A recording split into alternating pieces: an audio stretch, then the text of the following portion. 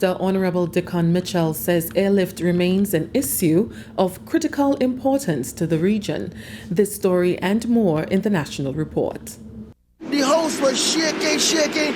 Then suddenly saw we hear bang, crack, and the roof had gone. Man, I was so scared, I nearly wet myself. Only those who have lived it can truly understand the devastating fury of a hurricane's wind. The house across the road just get up and roll over. Hurricane force wind.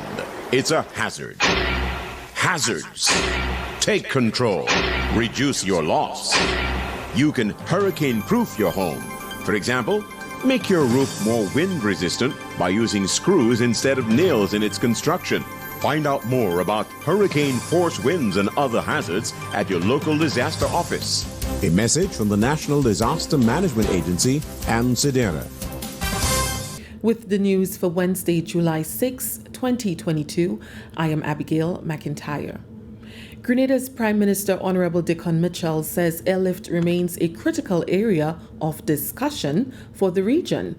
Honorable Mitchell has just returned from the 43rd regular meeting of the Conference of Heads of Government in Suriname. Speaking with the Government Information Service on his arrival earlier on Wednesday, he said overall it was a successful summit where a number of critical issues affecting the region were discussed, with an immediate need to reinvigorate the CSME. Major issues like climate change, food security, along with regional security concerns to address the crime levels within member states also formed part of the dialogue. However, airlift remains a very crucial matter. Getting to Suriname was a difficult challenge. We had to go up on a RSS flight, a charter plane in the Caribbean into Suriname, charter flight from Suriname to Barbados, and again, private charter to get to Grenada. So that in and of itself tells you the challenges we face. So we also had the opportunity to do some bilateral discussions, particularly amongst the OECS and Barbados, as to how we address this issue of airlift and regional travel. So all in all, I think it was a fruitful meeting, and obviously I was the new kid on the block, so I think there was quite a bit of curiosity amongst my peers, given my relative newness to politics. But I was welcomed with open arms. The camaraderie was there, and I enjoyed it. The Grenada delegation at the meeting also discussed agriculture with Guyana's President, Dr. Mohamed Irfan Ali, who is on a push for food security throughout the region. He's made some concrete proposals on that. We are happy to work with Guyana. There are proposals particularly to start looking at the cluster, not just in production but also in moving the goods between Guyana, Trinidad, Grenada.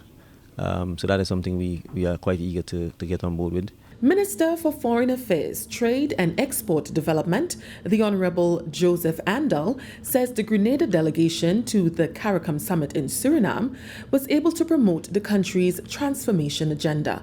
Honorable Andal held discussions with delegates from other countries on education opportunities available in a foreign language, short-term courses, and agriculture, among other matters. We were able to have some useful discussion with the Chinese, with the representatives of the Venezuelan government. There was a very useful presentation by a delegation from Saudi Arabia.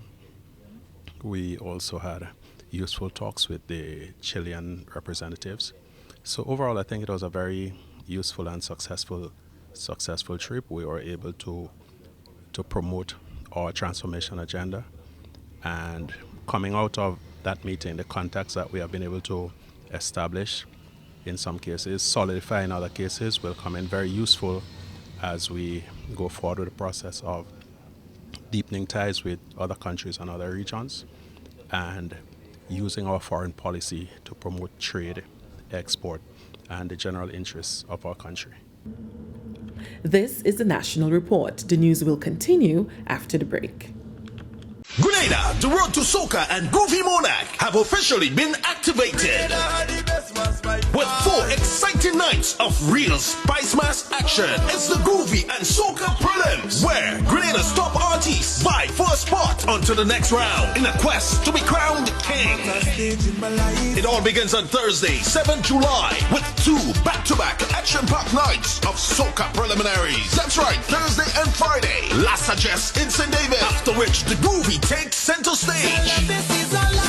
Saturday, July 9th, Boss Yard in St. Patrick, and the final leg at the Victoria Hard Court in St. Mark. Come on out and support your favorite artists. Showtime 7 p.m. Admission only $15.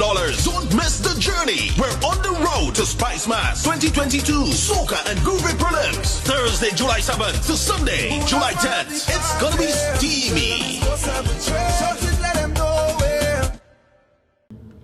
Unskilled laborers in the Caribbean region may soon be able to travel throughout member countries of CARICOM to work without the hassle of obtaining work permits.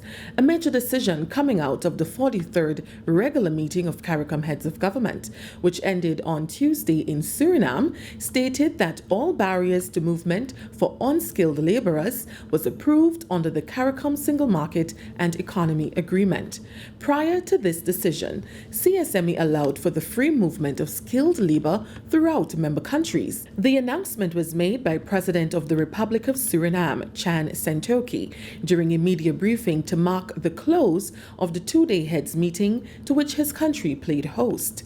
This decision, he says, is one that has been on the table at CARICOM meetings for many years, and it affects persons who are household domestic workers, agricultural workers, and security officers, among others.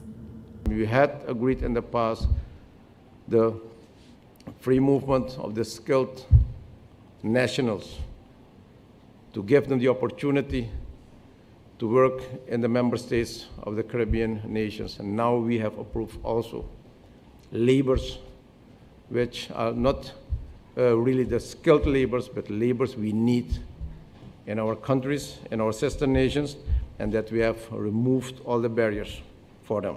Agricultural labor. Agriculture, and also security officers, etc., and domestic laborers. Prime Minister of St. Vincent and the Grenadines, Dr. Ralph Gonsalves, explained the process to ensure a seamless implementation in member countries. The revised Treaty of Chaguaramas specifies within it a number of categories by treaty which you would allow skills nationals to go, and there's a list of them. And since then, the heads of government, in accordance with the provisions of the treaty, have extended the list, and it's a large number. Journalists, for instance, university graduates, teachers, nurses, professionals of one kind or another, technical people, sports persons, and cultural artists, and so on and so forth. It's a large list. And some time ago, approval was given in respect of domestic workers, agricultural workers, and security officers to be added. The definitional work and the details were not put in place. Those have now been put in place. And as the distinguished Secretary General of CARICOM has said, that some of these matters have to be now put within the domestic legislation. The protocols will be signed and go into the domestic legislation. Some of them you have to actually amend the legislation locally. But right now, if any country wants in CARICOM to get agricultural workers, for instance, from another country, they can do so by agreement. In the same way as we send agricultural workers to the United States, to Canada, we now do it from St. Vincent to the United Kingdom, and so on and so forth. One of the top priorities for newly elected Minister for Carriacou and Petite Martinique Affairs and Local Government, the Honourable Tevin Andrews, is uniting the people of the sister islands. Minister Andrews, who was officially welcomed to the ministry on Monday, July 4th, said in order for the ministry to effectively and efficiently provide its services, there must be unity and a high level of productivity among staff. He is confident in the team around him and its ability to move Carriacou and Petite Martinique forward. Because our people are just way too divided, especially with politics. Now that the political boxing gloves are off, it's now time to bring our people together, to unite our people. And that's how you start getting the productivity for people to start working together. And the second thing that needs to happen, another big priority for us, is the inter-island travel. Airlift and of course the ferry service is something that must be looked into. We've started the process. The Minister for Civil Aviation and I had a long discussion yesterday, and we have another meeting before the weekends. We will discuss plans and programs in terms of how we intend to deal with it. So in the coming week or weeks, you'll be hearing exactly what this new administration will be doing as it relates to airlift to Carriacou, and also the ferry service to and from Carriacou, Petite Martinique. Another area of focus is the construction of a ministerial complex to house all public offices in Carriacou. Since the passage of Hurricane Ivan in 2004, the workers have been left without a central working space and are scattered across the island in various buildings and offices. Minister Andrews says with the groundwork for the complex already laid, it will be one of the major infrastructure projects in the coming months. The Permanent Secretary and I, Javon Williams, when I was speaking about the need for the complex, and I know that the previous NDC administration made significant progress on it. And I understand that a cost analysis was done, drawings were done, and so on for the complex. So it's something that we'll definitely look into and try to expedite to make this a reality once and for all for the people of for the workers of the Ministry for Carriacou and Petite Martinique Affairs. Since assuming office following the June 23rd general elections, Minister Andrews has been attending a number of functions, the latest being Bishop's College Award ceremony, where he presented awards to Owena Samuel for her outstanding performance in mathematics and Kalisha Fleury, English A in the 2021 Caribbean Certificate of Secondary Level Competence Exams. And that story brings us to the end of the National Report for Wednesday, July 6, 2022. Recapping the top story, Prime Minister Honourable Dickon Mitchell says airlift remains an issue of critical importance to the region. On behalf of the entire news team here at the Government Information Service, I am Abigail McIntyre. Thank you for joining us.